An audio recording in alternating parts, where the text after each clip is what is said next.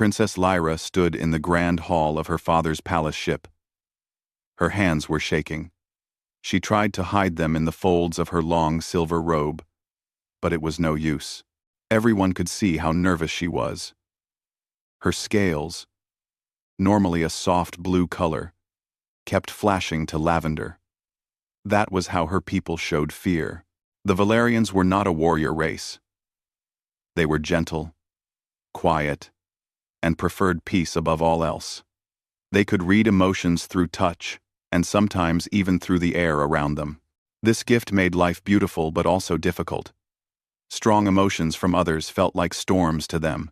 For 3 generations, the Valerians had stayed away from humans. The stories about them were frightening. Humans fought wars that lasted years. They destroyed entire planets. They never backed down from a fight. The elders said humans were dangerous, unpredictable, and far too aggressive to trust. But now, everything was changing. The galaxy was shifting. New threats were appearing. The Valerian Empire needed allies, even scary ones. So they had opened diplomatic talks with Earth, and today, the human delegation was arriving. Lyra's father, Emperor Thane, stood tall beside his throne. He looked calm and confident. Her younger brother, Prince Caden, stood on the other side. He kept grinning at Lyra, clearly enjoying her discomfort. "Stop being such a coward," Caden whispered to her when their father wasn't looking. "They're just humans. What's the worst that could happen?" Lyra wanted to say many things. She wanted to tell him about all the stories she had read, about human soldiers who fought against impossible odds, about their weapons that could crack moons, about their strange ability to keep fighting even when they should have given up. But she said nothing. She just tried to breathe slowly, like her meditation teacher had shown her. The great doors at the end of the hall opened. Lyra's heart jumped into her throat. The human delegation walked in. There were 5 of them, all wearing dark blue uniforms. They moved with purpose, their boots making sharp sounds on the crystal floor. But Lyra barely noticed any of them, except one. He was massive, easily 7 feet tall, maybe more. His shoulders were so broad he seemed to fill the doorway. His skin was tan, marked with several scars. One ran from his jaw down his neck. His hair was dark and cut very short. His eyes were a strange color, something between green and brown. This was Commander Jake Morrison. Lyra had seen his file. He had fought in something called the Border Wars. He had led missions into enemy territory. He had saved his entire unit when they were trapped behind enemy lines. He had killed more enemy soldiers than Lyra could count. And now he was walking straight toward her family. Lyra felt dizzy. Her empathic senses were screaming at her. She could feel the power radiating from him.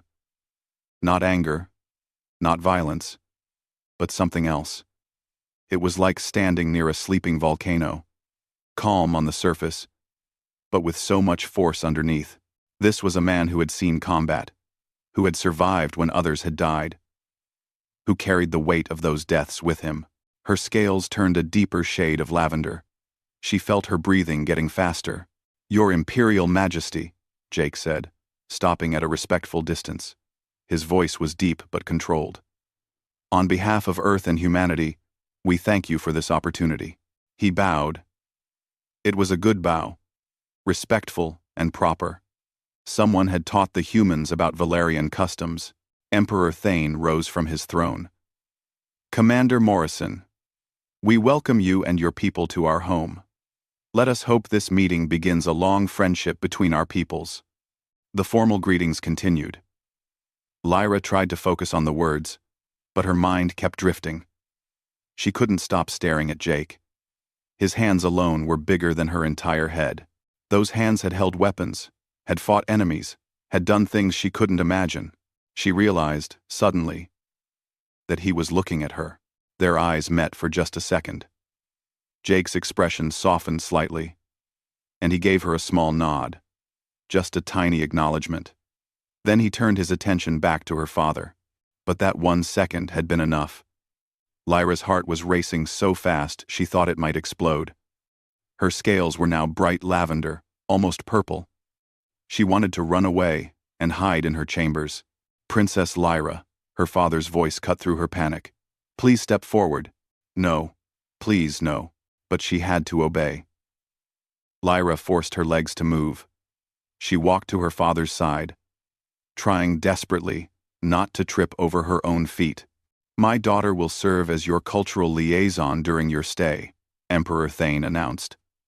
She is well educated in diplomatic matters and will help you understand our ways. Lyra wanted to die.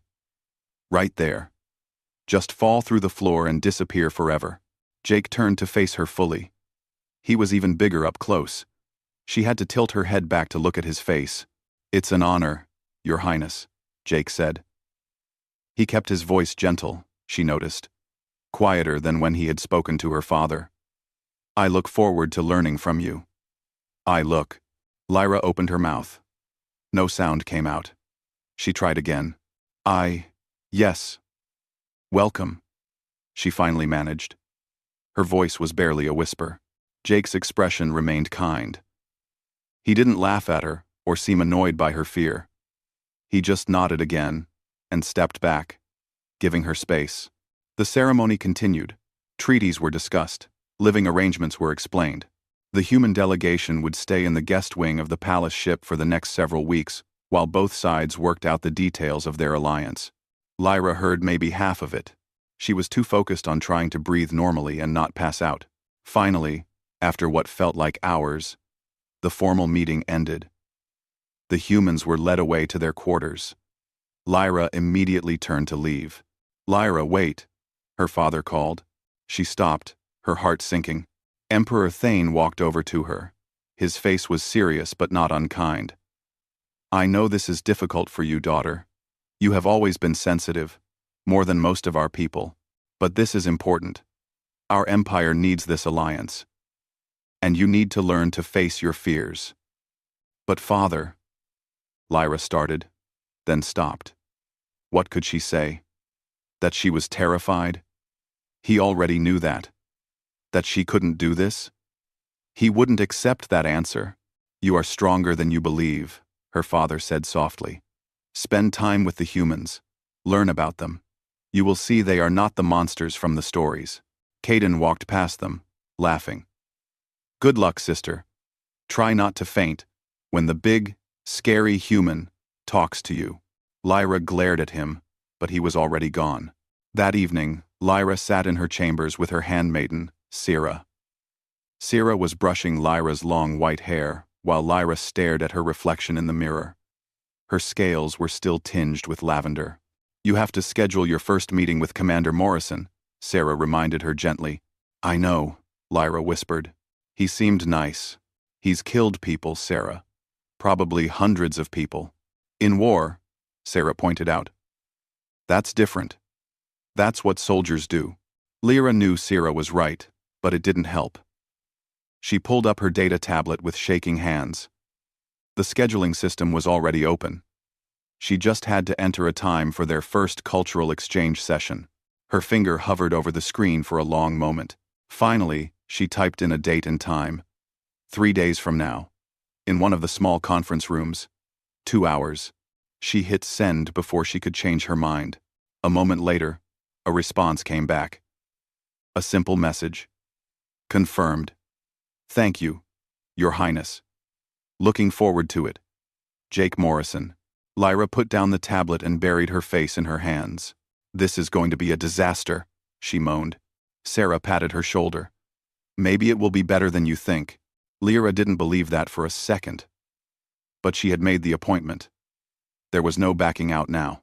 In 3 days, she would have to sit in a room alone with the massive, terrifying, war hero human. And somehow, she would have to teach him about Valarian culture without dying of fear first. She was doomed. 3 days passed too quickly. Lyra had barely slept. Every time she closed her eyes, she imagined the upcoming meeting going horribly wrong. She would say something stupid, or freeze completely. Or worse, she would faint right in front of Commander Morrison. Now she stood outside the conference room, trying to gather her courage. Her scales were already showing lavender streaks. Sarah had helped her dress in a simple but elegant gown, pale blue with silver threading. Her hair was pulled back in a traditional style. "You can do this," Lyra whispered to herself. "He's just a person. A very large, very scary person, who has fought in wars, but still just a person." It didn't help. She pressed the door panel. The door slid open. Jake Morrison was already inside, standing by the window. He turned when she entered. "Your Highness," he said, and immediately sat down. Lyra realized he was trying to make himself less intimidating. Sitting down, he was closer to her height. "Please, just call me Lyra," she said quietly, taking a seat across the table from him. The table felt like a good barrier. "Safe. Then please call me Jake," he replied. His voice was gentle, much softer than she had expected. "Thank you for agreeing to teach me about your culture. I know this probably isn't your first choice of assignment." Lyra felt her face heat up. Could he tell how scared she was? Of course he could. She was probably broadcasting fear like a radio signal. It's my duty," she managed to say. Jake nodded slowly. "I understand duty." He paused, then added, "I also understand being uncomfortable. If I do anything that bothers you, please tell me. I'll fix it." Sev. "I being read 9. Something." Lyra blinked. She hadn't expected that. "Oh. Thank you." The first session was awkward. Lyra had prepared a presentation about Valerian history, culture, and customs. She spoke quietly, often having to repeat herself because her voice was too soft. Jake listened carefully, asking questions now and then. He took notes on a data pad. Lyra noticed that he moved slowly, deliberately. When he reached for his water glass, he telegraphed the movement. When he shifted in his seat, he did it gradually. It was like he was trying very hard not to startle her. By the end of the 2 hours, Lyra's heart rate had gone from terrified to merely anxious. Progress, she supposed. "Same time in 3 days?" Jake asked as they prepared to leave. Lyra nodded. "Yes, that would be acceptable." "Looking forward to it," Jake said, and left first, giving her space. Lyra slumped in her chair once he was gone. She had survived. Barely, but she had survived. The second meeting went slightly better. Lyra had prepared information about Valerian art and music. She even managed to play him a recording of traditional singing. Jake seemed genuinely interested, leaning forward to listen. "That's beautiful," he said when it finished. "It sounds like wind chimes and waterfalls at the same time." Lyra felt a tiny flutter of pride. "Music is very important to us.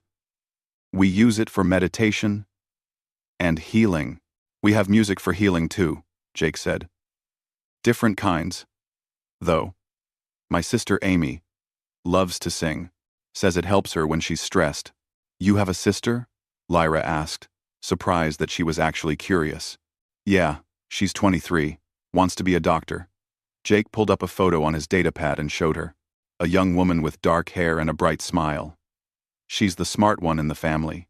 Lyra studied the photo. Amy looked kind. Not scary at all. "She's pretty." She is," Jake agreed with obvious affection. "Stubborn as hell, too." "Sorry. Stubborn as anything. She never gives up on something once she sets her mind to it." For the first time, Lyra smiled. Just a little. The third meeting was when things changed. Lyra had brought a data tablet full of images and information about Valerian food customs. She was explaining the significance of certain spices when she tried to pull up the next image. The tablet slipped from her hands. After, way. After, way. After. She flinched, hard, expecting. She didn't know what. Anger? Annoyance? Her tutors had always gotten frustrated when she dropped things. But Jake simply bent down, picked up the tablet, and held it out to her. Here you go. No harm done. His expression was calm, kind, even. There was no irritation in his eyes. I'm sorry, Lyra whispered, taking the tablet with shaking hands. For what? Things get dropped. Happens to everyone. Jake settled back in his seat. One time during a mission briefing, I knocked over an entire tray of coffee onto my commanding officer's lap. Now, that was embarrassing. Lyra stared at him. You did? Yep. She made me do extra training exercises for a week, but she didn't shoot me or anything. He grinned. Point is, accidents happen. No big deal. Lyra felt something loosen in her chest. Just a little. Over the next several meetings, a routine developed. Lyra would teach Jake about Valerian culture. Jake would share stories about Earth. He told her about forests where trees grew hundreds of feet tall, about oceans so vast you could sail for weeks and see nothing but water, about cities with millions of people. Lyra had never seen any of these things. Her people lived in controlled environments, carefully maintained ships and stations. The idea of wild, uncontrolled nature fascinated and terrified her. Jake showed her recordings. Rain falling on leaves, waves crashing on beaches, wind moving through grass fields. Lyra watched them over and over, mesmerized. It's so chaotic, she said one day, watching a storm video.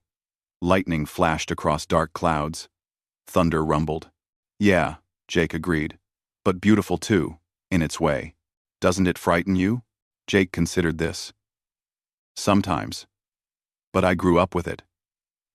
You get used to the chaos. Learn to work with it instead of against it. Ah, Lyra thought about that for a long time after the meeting ended. She was also thinking about something else. Something confusing. She still got nervous before their meetings. Her scales still showed lavender. Her heart still raced when Jake entered the room. But now, she was also excited to see him. She looked forward to their talks. She liked hearing his stories. She liked the way he smiled when she explained something about her culture that interested him. And she had started noticing other things. The way his eyes crinkled when he found something funny. The careful way he handled the delicate Valerian artifacts she showed him. The genuine interest in his face when she talked. You're getting better, Sarah observed one evening. You didn't change colors once during today's meeting. I didn't? Lyra was surprised. Well, maybe a little at the start, but you were almost normal by the end. Lyra sat on her bed, thinking. Sarah, can I ask you something? Of course. How do you know the difference between fear and something else? Sarah's eyes widened. Something else? Like what? I don't know. That's why I'm asking. Lyra pulled her knees to her chest. My heart races when I see him. I can't breathe properly. I get all flustered, and my words come out wrong. But I also want to see him. I think about our meetings all the time. I practice what I'm going to say. Is that still fear? Sarah sat down beside her, a knowing smile on her face. Oh, sweet princess. That might not be fear at all. Then what is it? Before Sarah could answer, alarms started blaring throughout the ship. Lyra jumped to her feet, her scales flashing bright yellow in alarm. What's happening? Sarah rushed to the door panel and checked the emergency feed. Her face went pale. Attackers. Someone's firing on the ship. Who? I don't know. But we need to get to the safe room. Now. They ran into the corridor. Other Valarians were rushing in all directions. Panic clear on their faces. Guards were trying to maintain order, but even they looked frightened. An explosion rocked the ship. Lyra stumbled and caught herself against the wall. More alarms. The lights flickered. This way. Sarah pulled her down a side corridor. They turned a corner and nearly ran straight into a group of attackers. They weren't Valerian.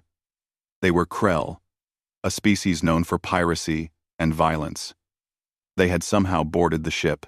The Krell raised their weapons. Lyra froze, terror washing over her in waves. This was it. She was going to die. Then something massive moved between her and the attackers. Jake Morrison had appeared out of nowhere. He moved with a speed that seemed impossible for someone his size. His hand struck the first Krell's weapon, sending it flying. His elbow caught the second one in the face. The third one he simply grabbed and threw into the wall. It was over in seconds. 3 trained Krell warriors were on the ground, disarmed and groaning. Jake turned to check on Lyra. "Are you hurt?" Lyra couldn't speak. She had just watched him fight. Really fight.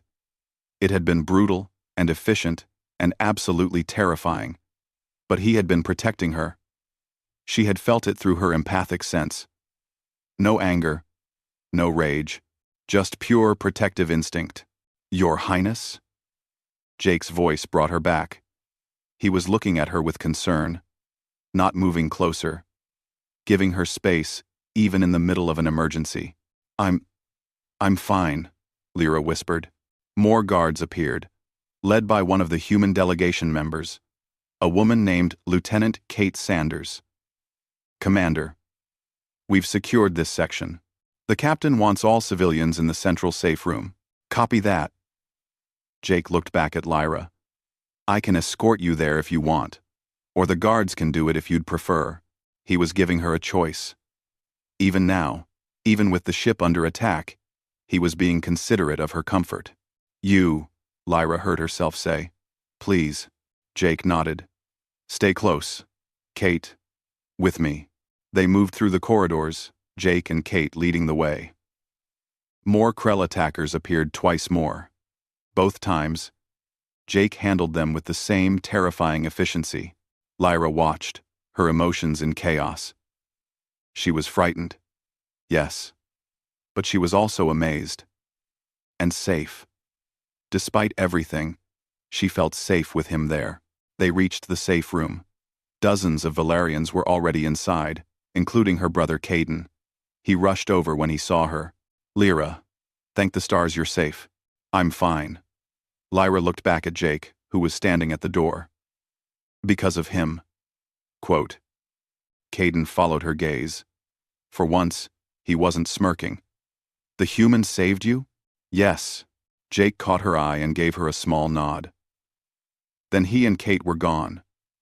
Rushing back out into the danger to help defend the ship, Lyra sank into a chair, her whole body shaking. But not just from fear.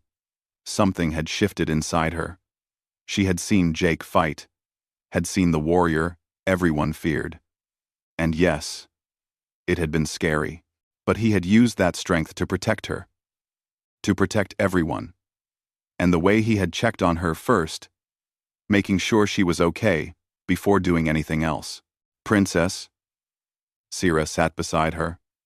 "You're turning lavender again." "Princess." Sierra says. "I know," Lyra whispered. But for the first time, she wasn't entirely sure it was from fear. The attack had been stopped. The Krell raiders were either captured or had fled back to their ships. But the damage was done.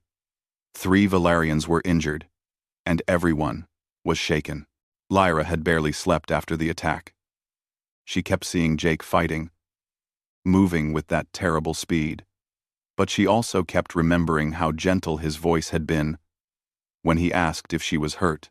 The next morning, she heard that Jake had been injured. One of the Krell had managed to cut his arm during a fight.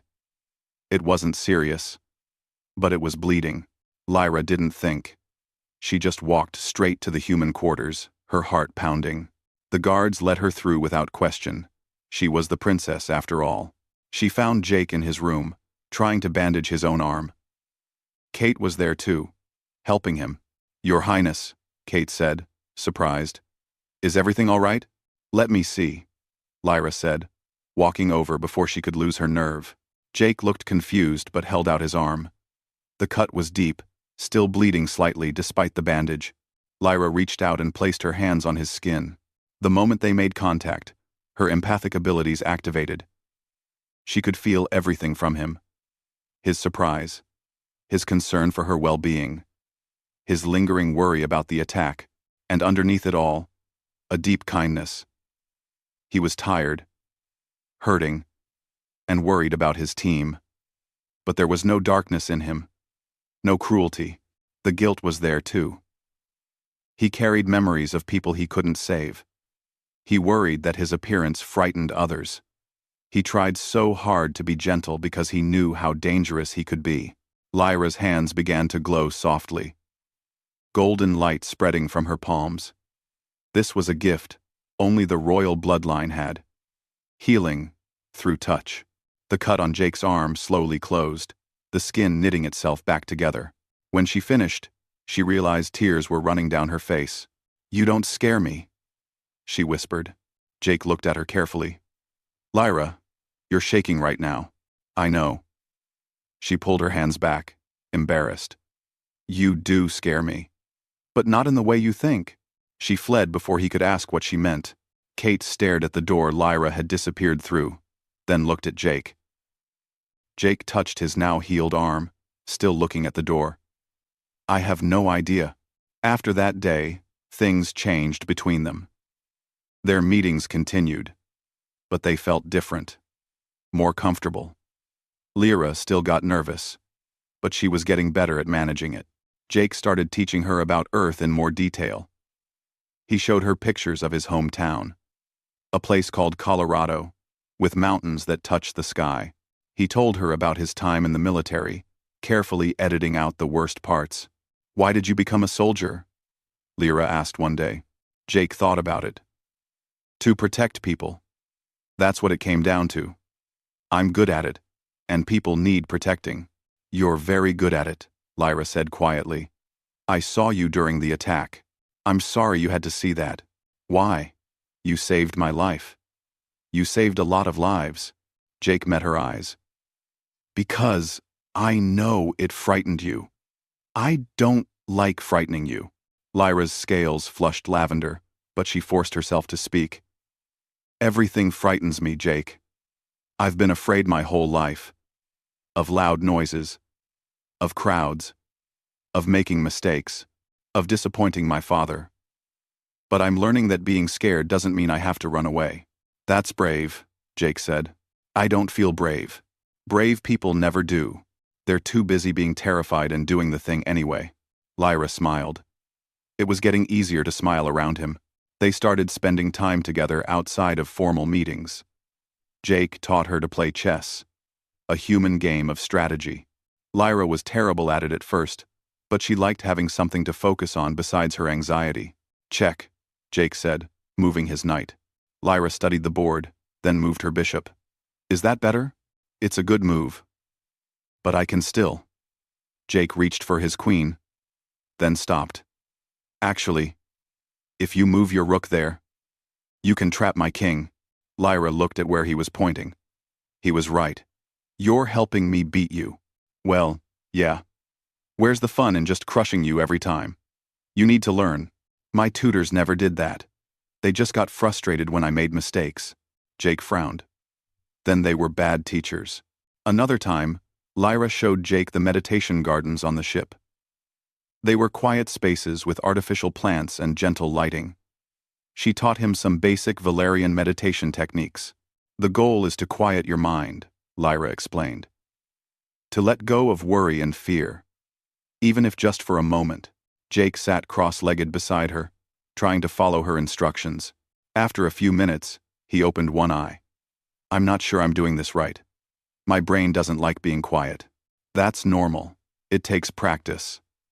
Lyra was surprised at how calm she felt. Usually, teaching made her nervous, but with Jake, it was different. "What are you thinking about?" "Honestly, I'm thinking that this is nice. Being here with you.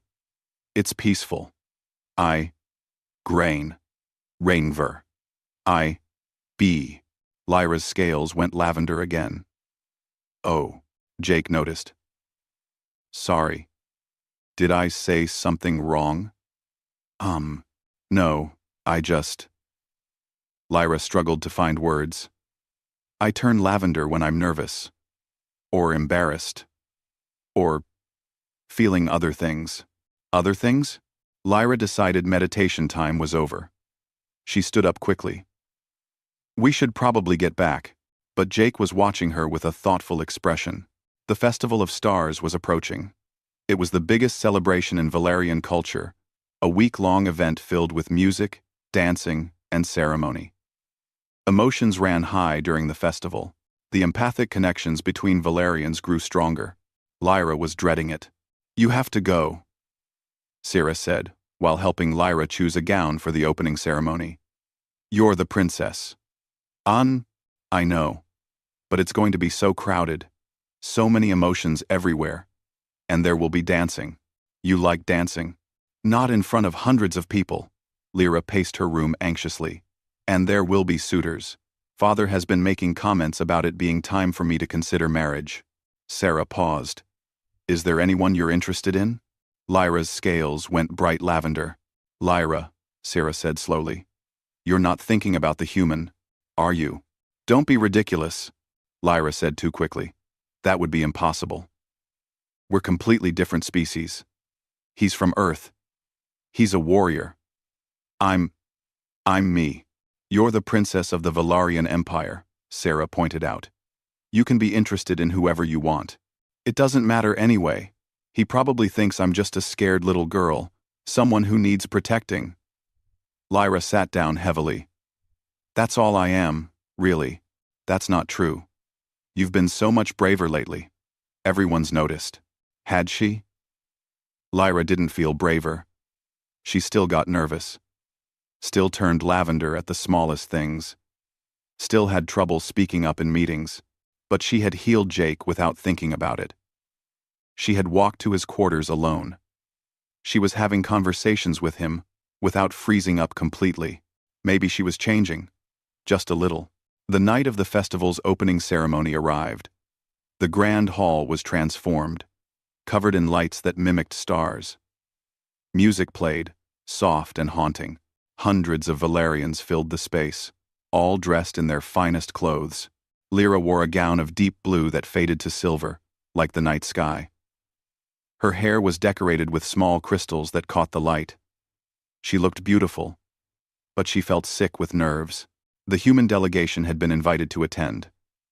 Lyra saw Jake standing with Kate and the others near the back of the hall.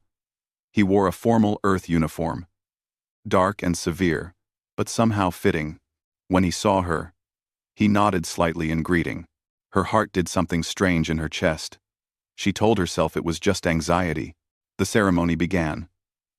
Emperor Thane gave a speech about unity and tradition. There was singing. There was a presentation of gifts to the honored guests, including the humans. Then the dancing started. Lyra tried to stay near the edges, but her father had other ideas. He introduced her to Lord Vex, a young Valarian noble from a powerful house. Vex was handsome by their standards, tall and slim with dark blue scales. Princess Lyra, Vex said smoothly, bowing. Would you honor me with a dance? Lyra looked at her father, who was clearly expecting her to say yes. She looked at Vex, who was smiling confidently. Then, without meaning to, she looked at Jake. He was watching, but his expression was carefully neutral. When he saw her looking, he turned away to talk to Kate. Something twisted in Lyra's chest. It hurt. I need some air, Lyra said suddenly. I'm sorry. Lord Vex, please excuse me. She rushed out of the hall before anyone could stop her. She needed to be alone, needed to think, needed to understand what was happening to her. She found herself in the observation deck, staring out at the stars. The room was empty, quiet. She pressed her hand against the cold glass and tried to breathe slowly. Why did it hurt to see Jake turn away? Why did the thought of dancing with Vex feel wrong? Why did her heart race every time Jake smiled at her? Why did she feel safer with him than anyone else, even though he was the scariest person she knew? The door opened behind her. Lyra turned, expecting Syrah, or maybe her brother. It was Jake. Sorry, he said. I saw you leave. Wanted to make sure you were okay. I can go if you want privacy. No, Lyra said quickly. Stay, please. Jake walked over but kept his distance, leaning against the wall. Big crowds aren't your thing, huh? No. Too many emotions. It's overwhelming. Lyra turned back to the window. And my father wants me to consider marriage. He keeps introducing me to suitors. The blue guy seemed interested. Lord Vex. Yes, he's from a good family. My father approves of him. But you don't? Lyra was quiet for a long moment. Then, because she was tired of being scared, she said, I don't want to marry someone just because my father approves. I want. What do you want? Lyra turned to face him. The words stuck in her throat. She wanted to tell him. Wanted to explain that she thought about him constantly. That she looked forward to their meetings more than anything else. That somewhere between the fear and the nervousness, something else had grown. Something that made her heart race in a completely different way. But the words wouldn't come. She was too scared. Jake watched her struggle, his expression gentle. Lyra, whatever you want to say, it's okay. I won't judge you. I won't laugh. I promise. I don't understand what's wrong with me. Lyra whispered finally. My heart races when you're near. I can't breathe properly. I lose all my words. I've always been timid. But this is different. I don't know how to make it stop. I don't know how to make it stop. Jake pushed off from the wall and took a careful step closer. Just one. Lyra, that might not be fear. The realization hit her like a physical blow. All this time. All these weeks. The racing heart. The breathlessness. The way she thought about him constantly. The way she wanted to be near him, even though he terrified her. Oh, Lyra breathed. Then the alarms started blaring again. The alarms were louder this time. More urgent. The ship shuddered under some kind of impact. The lights flickered and went red. Jake's whole body changed in an instant. The gentleman she had been talking to disappeared, replaced by the warrior. His face became hard, focused. He pulled out a communication device from his uniform. Morrison to command. What's our status? Morrison. A voice crackled back. Multiple hostile ships. Attacking the fleet. Commander. It's the Drask Empire. They've got us surrounded. Jake cursed quietly. The Drask were worse than the Krell. They were an actual military force. Organized and deadly. This wasn't a raid. This was an invasion. I need to get to the command center, Jake said, already moving toward the door. Then he stopped and looked back at Lyra. You need to get to safety. I'm coming with you, Lyra heard herself say. What? No. It's too dangerous. The command center is where my father will be. Where I should be. Lyra's voice shook, but she kept talking. This is my home. My people. I'm not hiding while they fight. 1. Jake looked like he wanted to argue. Another explosion rocked the ship. Harder this time. Sparks flew from a wall panel. Fine. Stay close to me. Do exactly what I say. Understand? Lyra nodded. They ran through the corridors. Other Valerians were rushing past them. Panicked. Guards were trying to organize defensive positions. Everything was chaos. Jake led the way, moving with sure purpose even in the confusion. Twice they ran into Drask soldiers who had boarded the ship. Both times, Jake handled them efficiently. Lyra stayed behind him, trying not to get in the way. She was terrified, but she kept moving. They reached the command center. Emperor Thane was there with his military advisors, all gathered around a large tactical display. The situation looked bad. Very bad. The Drask fleet had them completely surrounded. The Valerian shields were failing under the constant bombardment. Lyra. Her father looked shocked to see her. What are you doing here? You should be in the safe room. I'm staying, Lyra said, surprised at the firmness in her own voice. Thane looked at Jake, who shrugged. She insisted. Your Majesty. I couldn't stop her. Jake who pleased takes. Father, what's happening? Lyra asked. The Drask want our territory. They think we're weak because we don't fight wars. Thane looked older, suddenly. Tired. They're right. We have defensive capabilities, but nothing like what they're bringing against us. Our shields will fail in less than an hour. When that happens, he didn't need to finish. Everyone knew what would happen. The Drask would board the ship. They would take over. And the Valerian Empire would fall. There has to be something we can do, Lyra whispered. Jake was studying the tactical display, his expression intense. Lyra could almost see his mind working, calculating possibilities. What if we combined our tactics? Jake said suddenly. Valerian shields and sensors with human combat strategy. One of the Valerian commanders shook his head. We don't have enough ships. Even with better tactics, we're outnumbered 3-1. Then we don't fight them head-on. We don't have to destroy their whole fleet. We just need to take out their command ship. The Drask military structure is hierarchical. Kill the head. The body gets confused. Their command ship is in the center of their formation, another commander pointed out. Surrounded by their best defenders. There's no way to reach it. Jake zoomed in on the tactical display. What if we didn't go through their formation? What if we went under it? Under? The Drask are expecting a standard defensive strategy. They've positioned their ships to counter that. But there's a gap in their formation here. Jake pointed. It's small, but if we could get a strike team through, fast and quiet, that would require someone to manually pilot the ship, Thane said. And someone who could interface with our most advanced systems. The old ones from before we abandoned aggressive warfare. Jake looked at Lyra.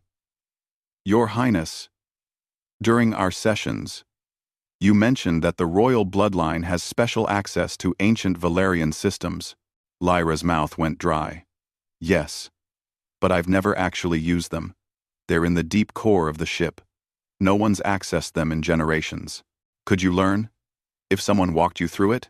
Everyone was looking at her now. Lyra felt her scales starting to turn lavender. The deep core was in the most dangerous part of the ship. During a battle, it would be even worse, and she would have to interface with systems that could kill her if she made a mistake. Every instinct screamed at her to say no, to let someone else do it, to hide like she had always hidden. But she thought about what Jake had said, about brave people being terrified and doing the thing anyway. I'll do it, Lyra said. Absolutely not, Thane said immediately. Lyra, you could die. We're all going to die if we don't do something. Lyra surprised herself with how loud her voice was. Father, you said I needed to be braver. You said I was stronger than I believed. Let me prove it. Thane stared at his daughter. She met his gaze without looking away. Finally, he nodded slowly. If you're sure. Road. Under. I'm not sure at all. But I'm doing it anyway. Jake stepped forward. I'll go with her. I can handle the combat part if we run into resistance. And I can pilot, if needed. You know how to pilot Valerian ships? A commander asked skeptically. I'm a fast learner. And I've flown in worse conditions than this. Thane looked between Jake and Lyra. You understand, this is essentially a suicide mission. The chances of reaching the core, activating the systems, and making it to the command ship are very small. Understood, Jake said. I understand, Lyra echoed, her voice steadier than she felt. Then you have my authorization. May the stars guide you. They had 20 minutes to prepare. Lyra changed into a simpler outfit. Something she could move in.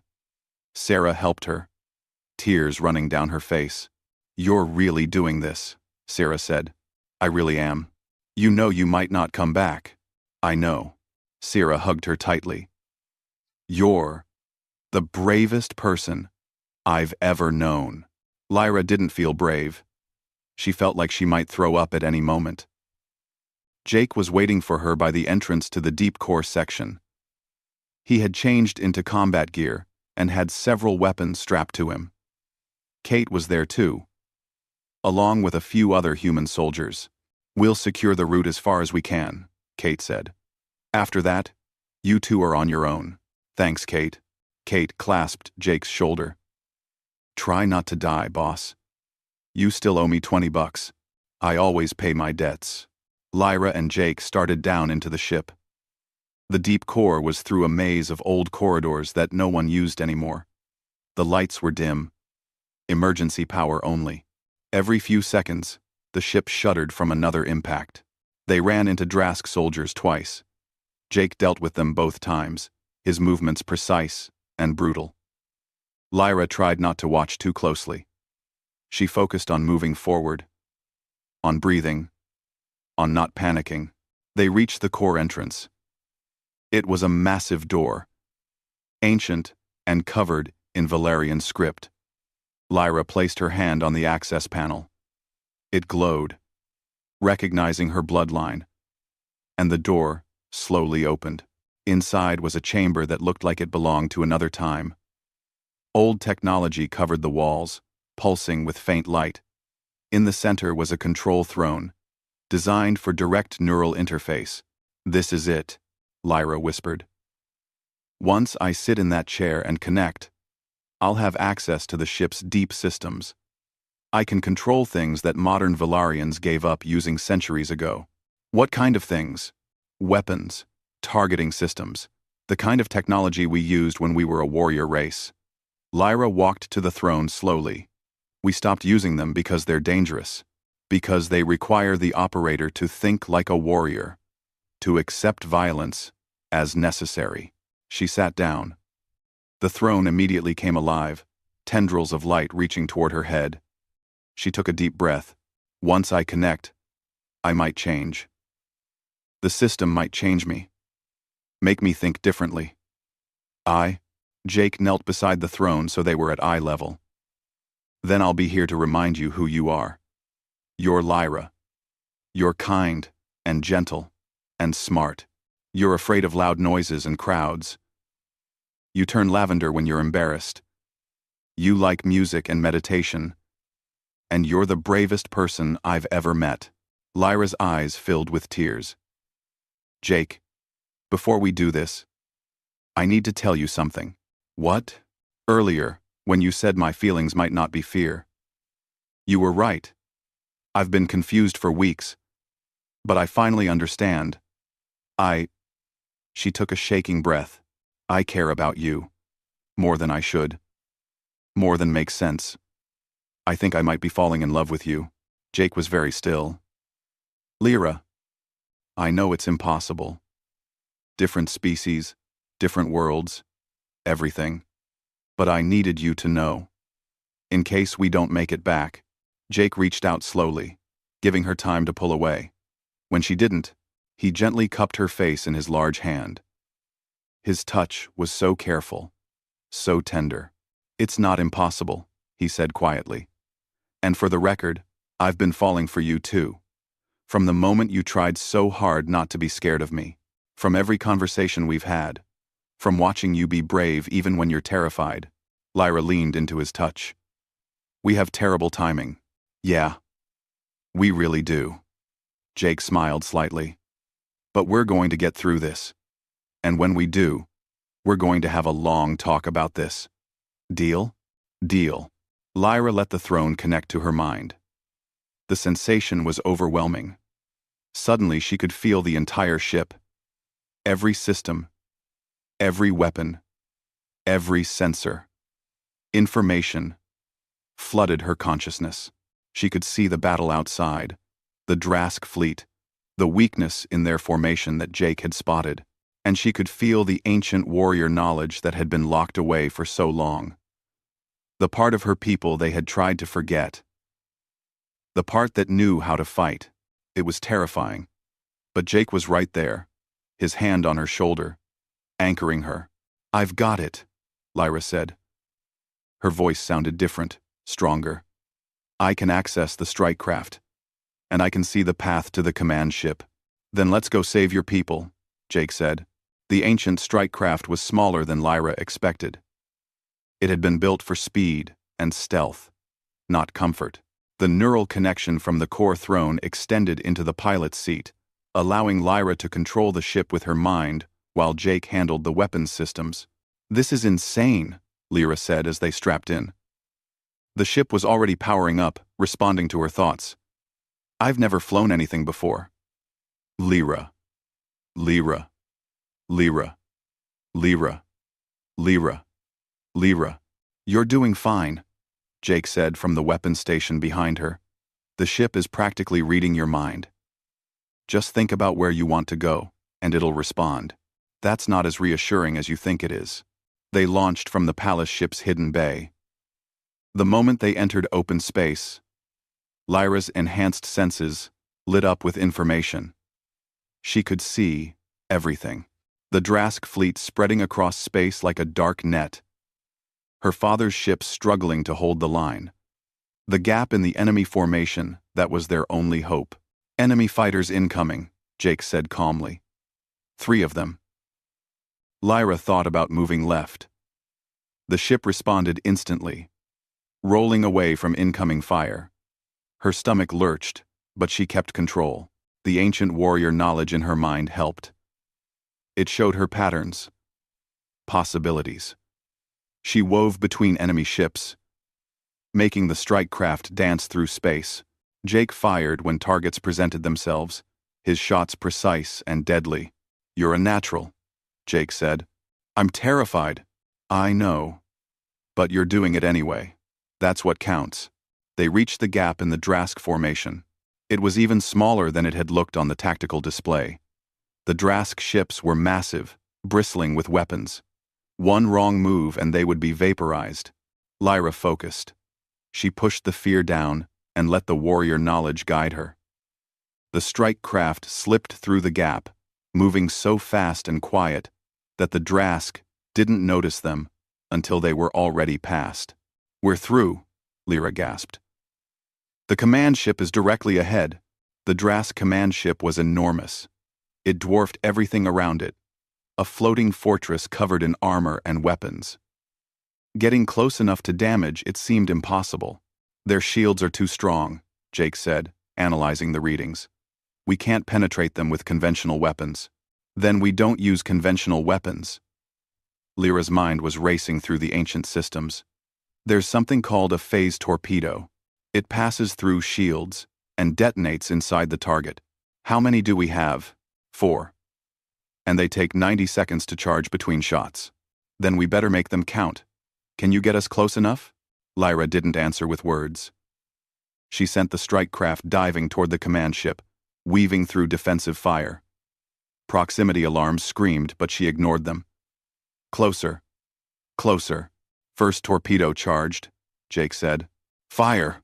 The torpedo launched, phasing through the Drask shields as if they weren't there. It detonated deep inside the command ship. A section of the massive vessel erupted in flame. Direct hit. But we need 3 more to take it down. Drask fighters were swarming now, realizing the threat. Lyra spun the ship, barely avoiding collisions. Her mind was working faster than she thought possible, seeing patterns and paths that shouldn't exist. Second torpedo charged. Fire! Another explosion. The command ship was damaged, but still functional. And now, every Drask weapon in range was targeting them. Shields at 40%, Lyra said. Her whole body was shaking, but her mind was clear. We won't survive another pass.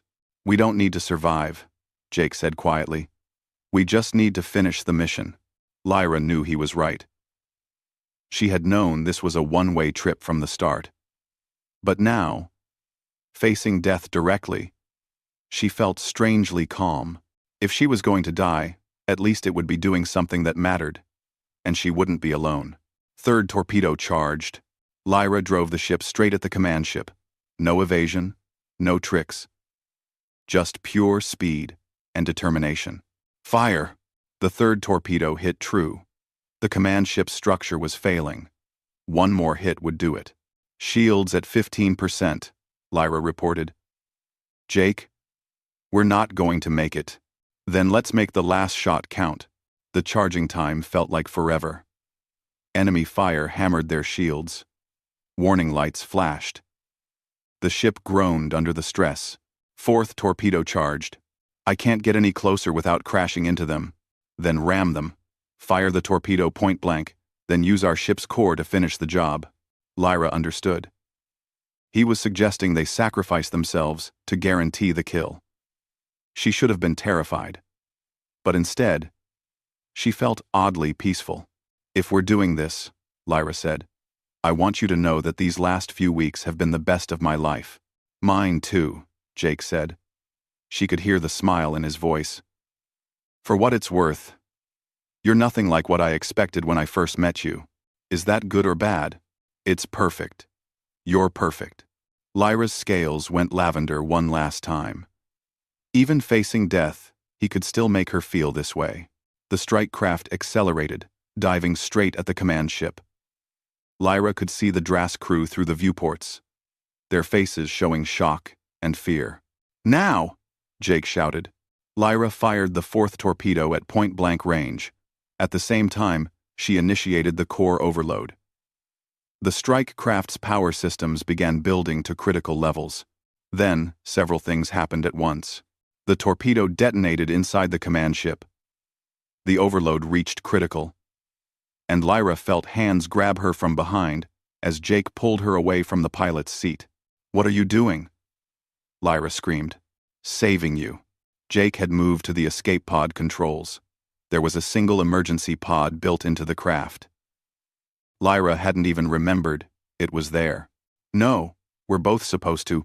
Change of plans, Jake said, his voice strained as he fought with the controls. You're getting out of here. Not without you.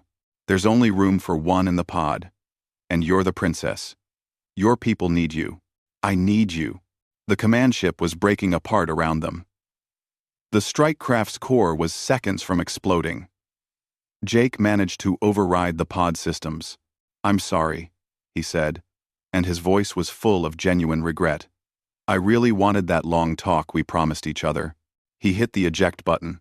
Lyra's pod launched, tearing away from the strike craft. She watched through the small viewport as Jake guided the dying craft the final distance into the command ship. No, Jake. Jake. The explosion was massive. It consumed both the strike craft and the command ship. A blast of light that lit up the entire battlefield. Lyra screamed, but the sound was lost in the vacuum of space. Her pod drifted, emergency beacon active. Through her tears, Lyra could see the Drask fleet. Without their command ship, the enemy was in chaos. Ships were pulling back, losing formation, trying to regroup without leadership. The Valerian fleet pressed the advantage. The tide of battle turned. They had won, but the victory felt hollow, empty. A rescue ship picked up Lyra's pod within minutes. Sarah was there, and her brother, Caden, both crying with relief. You did it, Caden said, hugging her tightly. You saved us all. Jake saved us, Lyra whispered. He gave his life. The next few days passed in a blur. The Drask fleet retreated completely. The Valerian Empire was safe. Lyra was hailed as a hero. So was Jake, posthumously. His sacrifice was honored by both species, but Lyra felt numb. She went through the ceremonies mechanically. She accepted congratulations without really hearing them. At night, alone in her chambers, she cried until she had no tears left. He was gone. And she had finally understood her feelings too late. A week after the battle, Kate Sanders requested a private meeting with Lyra. The lieutenant looked tired, grieving for her commander. I have something for you, Kate said. She held out a data chip. Jake asked me to give this to you if anything happened to him. He recorded it the night before the battle. Lyra took the chip with shaking hands. Thank you. She waited until she was alone to play it. Jake's face appeared on her screen, and Lyra's heart broke all over again. Hey Lyra, the recording said. Jake looked serious but not sad. If you're watching this, things didn't go the way we hoped. I'm sorry for that. Sorry I won't get to have that talk we promised each other. I want you to know that knowing you changed me. You made me remember that strength isn't just about fighting. It's about being vulnerable. About being gentle, even when the world is harsh. You taught me that courage looks different for everyone, and yours was always the most impressive. Don't let anyone tell you that you're weak because you're afraid. You're the strongest person I've ever met. And don't let anyone pressure you into being someone you're not. The galaxy needs gentle souls like you, now more than ever. I hope you find happiness. I hope you laugh again. And I hope, maybe, you'll remember the human warrior who fell in love with a timid princess and wouldn't change a single thing about her. The recording ended. Lyra played it again, and again, and again. 3 months passed. The alliance between Earth and the Valerian Empire grew stronger. More humans arrived, helping to train the Valerian military in defensive tactics. Trade routes opened. Cultural exchanges continued. Lyra threw herself into diplomatic work. She became the voice of her people in negotiations. She was still timid, still got nervous, still turned lavender when embarrassed. But she was also brave. She faced her fears every day and pushed forward anyway. She was in her office, reviewing trade agreements, when Sira burst in without knocking. "Your Highness, come quickly." "What's wrong?" "Nothing's wrong. Just come." Sira practically dragged Lyra to the landing bay. A small human ship was docking. That wasn't unusual anymore. But Sira was bouncing with excitement. "What is going on?" Lyra demanded. The ship's door opened. Kate Sanders stepped out first, grinning. "Special delivery, Your Highness." Then another figure emerged from the ship. Lyra's heart stopped. Jake Morrison stepped into the landing bay.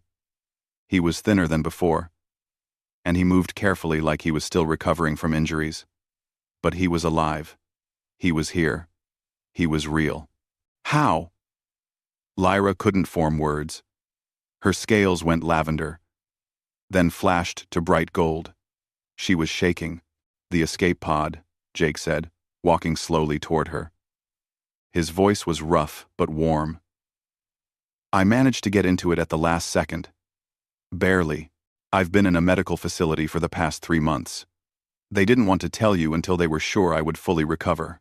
"You're alive," Lyra whispered. "I'm alive." Lyra ran. For the first time in her life, she ran without fear, without hesitation. She crashed into Jake hard enough to make him stagger. He caught her, his arms wrapping around her carefully. "I'm so sorry," Jake said into her hair. "I'm sorry I made you think I was dead." "You're alive," Lyra kept repeating. She couldn't stop saying it. "You're alive." She pulled back just enough to look at his face. Then, gathering all her courage, she kissed him. It was awkward. Their faces were shaped differently, and neither was quite sure how to make it work. But it was perfect anyway. When they finally broke apart, both breathless, Jake was grinning. "So, about that long talk we promised each other." Lyra laughed. Actually laughed, joy bubbling up from deep inside. "I think we have time now. Thanks for watching. I think we have time now. I'm not going anywhere. If you'll have me, I'd like to stay. Permanently." "Yes," Lyra said without hesitation. "Yes, to all of it." They stood there in the landing bay, holding each other while Sarah cried happy tears and Kate tried not to smile too obviously. Lyra was still timid, still anxious, still easily frightened, but she was also loved. And she was braver than she had ever imagined possible. The human warrior and the timid princess had found their impossible future together, and that future was just beginning. Lyra still turned lavender when Jake was near. Her heart still raced. She still got breathless and flustered, but now she understood what it meant, and she wouldn't change it for anything in the galaxy.